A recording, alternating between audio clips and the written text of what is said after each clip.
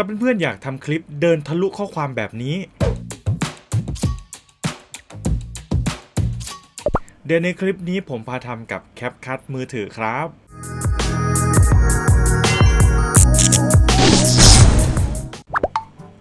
สวัสดีครับเพื่อนๆพบกับผมอีกแล้วครับกับนายต่อยักษ์ในช่อง About Boy สนมครับกลับมาพบกับเทคนิคการตัดต่อง่ายๆด้วย CapCut อีกเช่นเคยครับสำหรับในคลิปนี้ผมจะพาเพื่อนๆไปตัดคลิปง่ายๆด้วยวิธีการ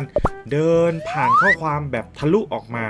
แล้วก็กลับเข้าไปนะครับส่วนวิธีการตัดต่อจะเป็นอย่างไรนั้นไปติดตามในคลิปได้เลยครับก่อนเพื่อนๆจะไปชมคลิปนะครับฝากเพื่อนๆกดติดตามนะครับแล้วก็กดกระดิ่งไปแจ้งเตือนทั้งหมดด้วยนะครับจะได้ไม่พลาดคลิปใหม่ๆของช่อง About Boy สนมนะครับขอบคุณมากครับสำหรับตัวอย่างการถ่ายคลิปนะครับผมก็จะตั้งกล้องแล้วก็เดินเข้ามาอาจจะมีการโพสท่าสักเล็กน้อยแล้วก็เดินกลับไปข้างหลังนั่นเองครับเรามาลุยกับการตัดต่อเลยครับให้เพื่อนๆเปิดแอป CapCut จากนั้นไปสร้างโปรเจกต์ขึ้นมาใหม่ครับแล้วก็เลือกคลิปวิดีโอของเราเลยจากนั้นกดเพิ่มด้านล่างครับสิ่งแรกที่เราจะทำก็คือใส่ข้อความลงไปก่อนนะครับซึ่งในตัวอย่างนี้ผมก็จะใส่ข้อความชื่อ About Boy นั่นเองครับไปที่ข้อความจากนั้นกดเพิ่มข้อความแล้วก็พิมพ์เลยครับจากนั้นเพื่อนๆก็อาจจะไปกำหนดสไตล์หรืออย่างอะไรก็ตามที่เพื่อนๆต้องการนะครับในตัวอย่างนี้ผมก็จะเลือกที่เอฟเฟกต์ไปเลยนะครับผมเลือกเป็นตัวนี้นะครับง่ายๆเสร็จแล้วผมก็ขยายข้อความให้มันใหญ่หน่อยนะครับเอามาวางสักประมาณนี้ประหนึ่งว่าข้อความจะอยู่แถวๆนี้นั่นเองครับเสร็จแล้วก็กดที่เครื่องหมายถูกต้องในส่วนนี้เพื่อนๆจะขยายข้อความให้เต็มจอง่ายๆคือเลื่อนมาทางขวาและเลือกคำว่าข้อความระยะยาวนะครับข้อความก็จะเต็มคลิปวิดีโอของเพื่อนโดยที่ไม่ต้องดึงออกนั่นเองครับจากนั้นในส่วนนี้เพื่อนๆอยากจะใส่แอนิเมชันหรืออะไรก็แล้วแต่นะครับซึ่งอยากจะใส่ให้มาที่คำว่าแอนิเมชันส่วนที่เพื่อนๆจะกำหนดให้มันแสดงอยู่ตลอดนะครับก็คือวงในส่วนนี้ถ้าเพื่อนๆไม่ได้สมัครเป็นสมาชิกหรือว่าในลักษณะแบบโปรให้เลือกตัวที่ไม่มีโปรติดตรงนี้นะครับลองเลือกดูนะครับว่าจะเอาแบบไหน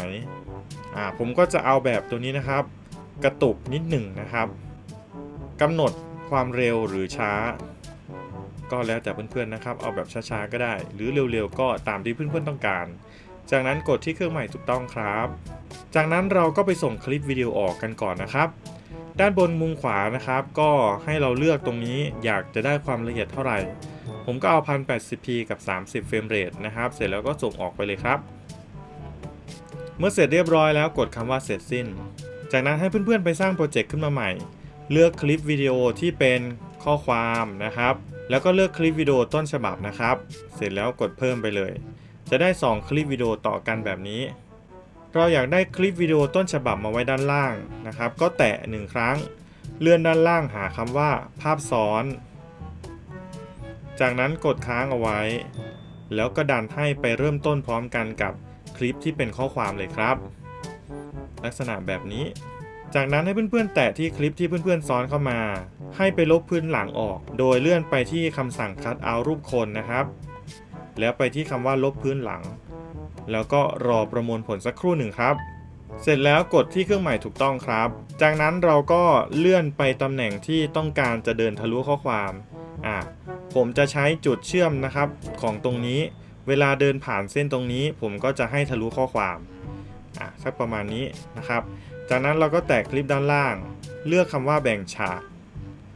แล้วก็เลื่อนไปอีกครับตอนเดินกลับผมก็จะใช้จุดเดิมนะครับจุดนี้กำลังเดินกลับผมก็แตะที่คลิปแล้วเลือกคำว่าแบ่งฉากส่วนที่อยู่ข้างหลังข้อความเราก็แตะแล้วก็ลบทิ้งไปเลยด้านหน้าเหมือนกันครับแตะแล้วเลือกลบทิ้งที่เป็นรูปถังขยะก็จะได้ประมาณนี้นะครับเดินมาแล้วก็เดินทะลุข้อความออกไปแบบนี้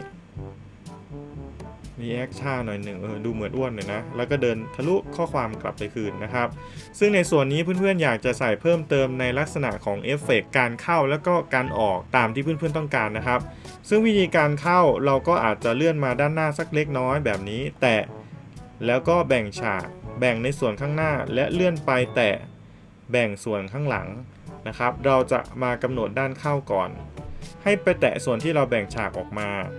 เสร็จแล้วไปที่คำว่า Animation เลือกคำว่าเข้าในส่วนนี้เพื่อนๆก็เลือกการเข้าตามที่เพื่อนๆต้องการนะครับผมก็จะเลือกประมาณว่าเลื่อนเข้านะครับมันก็จะหายเข้าแบบนี้ซึ่งเราสามารถกำหนดให้มันเลื่อนเข้าช้าหรือเร็วก็ตรงนี้เลยนะครับเสร็จแล้วก็กดที่เครื่องหมายถูกต้องเลื่อนไปด้านหลังสุดนะครับแล้วก็แตะส่วนที่เป็นแบ่งฉากเลือกคำว่า Animation ให้ไปที่คำว่าออกนะตรงนี้ผมก็จะเลือกประมาณว่าเลือนหายประมาณนี้นะครับเสร็จแล้วก็กดที่เครื่องหมายถูกต้องเดี๋ยวมาดูกันอีกครั้งหนึ่งครับเดินมานะครับค่อยๆวืบเดี๋ยวขากลับก็ค่อยๆจางหายหลังข้อความไปครับฟึบแบบนี้นั่นเองครับหลังจากนั้นเพื่อนๆก็ไปใส่เสียงเพลงหรือเสียงเอฟเฟกต์หรือว่าเอฟเฟกต์อื่นๆตามที่เพื่อนๆต้องการได้เลยครับเมื่อเสร็จเรียบร้อยเราก็ไปส่งออกกันครับซึ่งเหมือนเดิมครับด้านบนสามารถกำหนดความละเอียดแล้วก็อัตราเฟรมเรทได้ซึ่งในส่วนแรกเราเลือกเป็น 1080 กับ 30 เฟรมเรทเราก็เอาตามเดิมนะครับจากนั้นก็กดส่งออกไปได้เลยครับเสร็จแล้วเราก็กดคำว่าเสร็จสิ้นนะครับ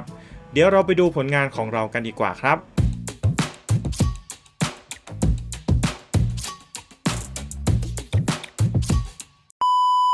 เป็นยังไงบ้างครับสำหรับการตัดต่อเดินทะลุข้อความลักษณะแบบนี้เพื่อนๆลองเอาไปประยุกต์ใช้กับคลิปวิดีโอของเพื่อนๆได้เลยครับหวังว่าคลิปนี้จะเป็นประโยชน์กับเพื่อนๆไม่มากก็น้อยนะครับถ้าชอบก็อย่าลืมกดไลค์